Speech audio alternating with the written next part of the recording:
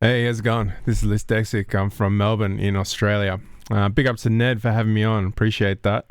I'm going to play a generative improvised set from some software that I've been making in Max for Live. It's called Abletweet, and it's a device that uses the Twitter API to turn tweets into mini clips, and then you can kind of improvise on them. There's another device in there called Chaos. It's another Max for Live device I made. Both of these will be out for free, so if you want to follow the links, they'll be available in the next sort of couple of months. So cool. I'll show you how some of it works, and then I'll get right into it. Nice one. All right, so this is my device I've been making, this thing called Abletweet. Just a bit of fun with Node.js inside Node for Max, inside Max for Live, which means you can talk to Twitter from inside Ableton, which is kind of fun. So what you can do is you can do a search. Let's look for random twaddle, see what we get.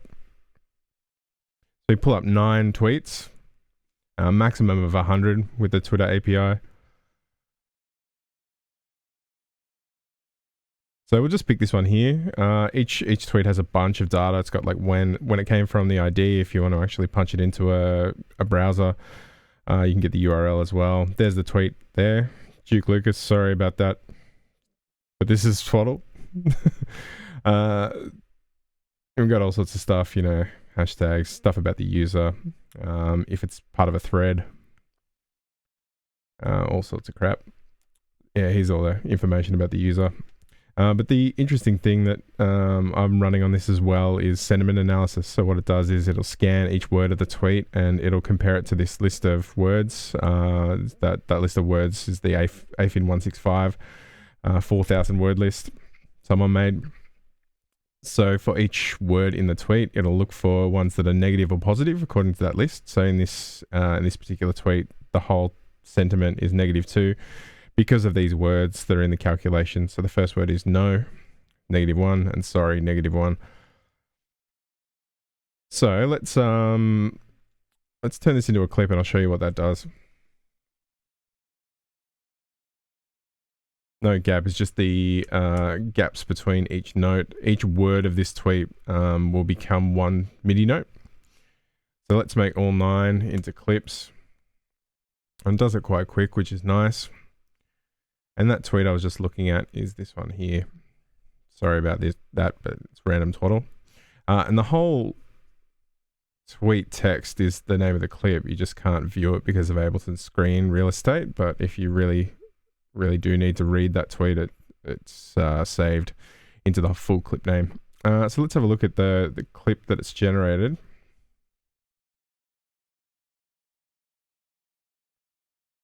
Oh, we're right down here at -2.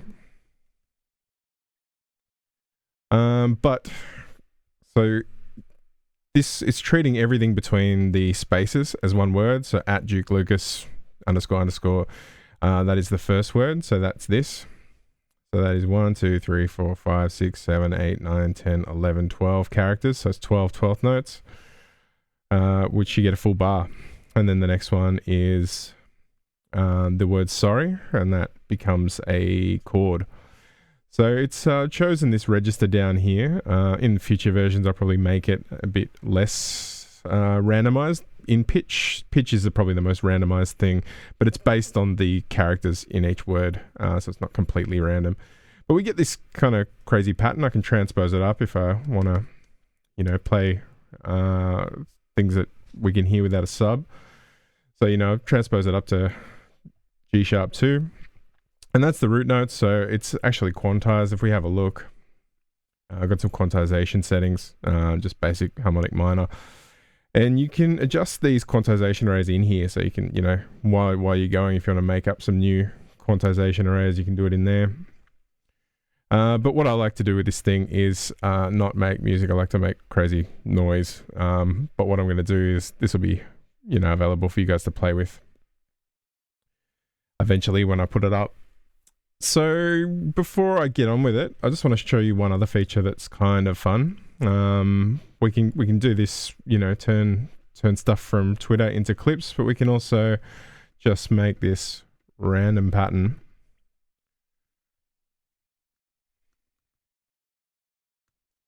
And then while this is selected,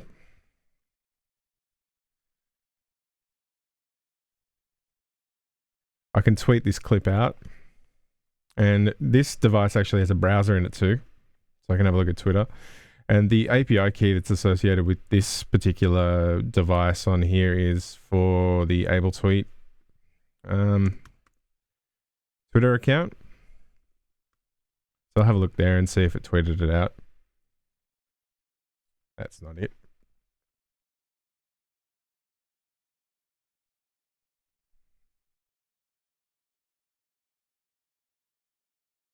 Yeah, so 33 seconds ago, this was tweeted. It's got this kind of crazy encoding, but each of the MIDI notes in this clip and the timing and all the stuff that the Max for Live API needs to turn this into to understand that this is a MIDI clip is encoded in here. I've just done this kind of strange text encoding. And if you actually click on any of these tweets, you can see I've done this a couple of times before with larger clips. If you click on it, it's sending this URL back into this device from this window. So what I can do is I can click an empty spot and then import clip from Twitter.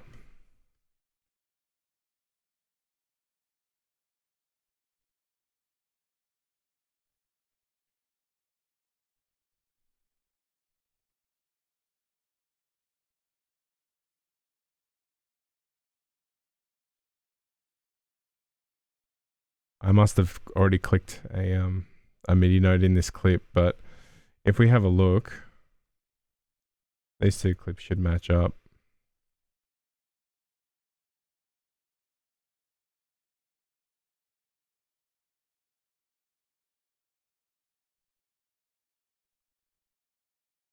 Yeah, so we can do it again with a different clip. Let's keep it nice and easy.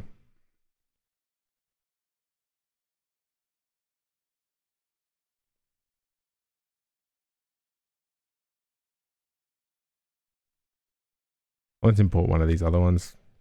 Get the show on the road. So here's a larger clip. Import clip from Twitter. This number is just the ID. So if it's twitter.com/something and then this string. There's one I prepared earlier. So that's a bit of fun. Absolutely pointless, but yeah, totally fun. So let's, I'm going to generate a whole bunch of clips and then I'm just going to improvise on this. Have no idea how it's going to sound, but that's sort of part of the fun. So thanks.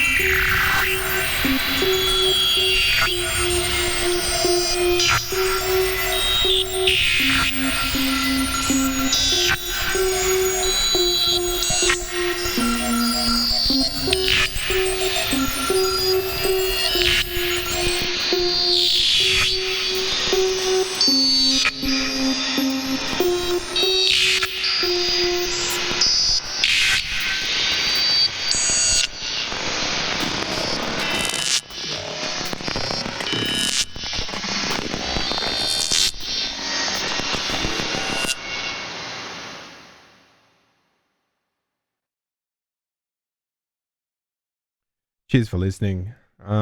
This guy here, in case anyone was interested, this is a synth that I made, and I'll be putting this out for soon for free too. It's called Chaos. It's a chaotic oscillator. Lots of fun there.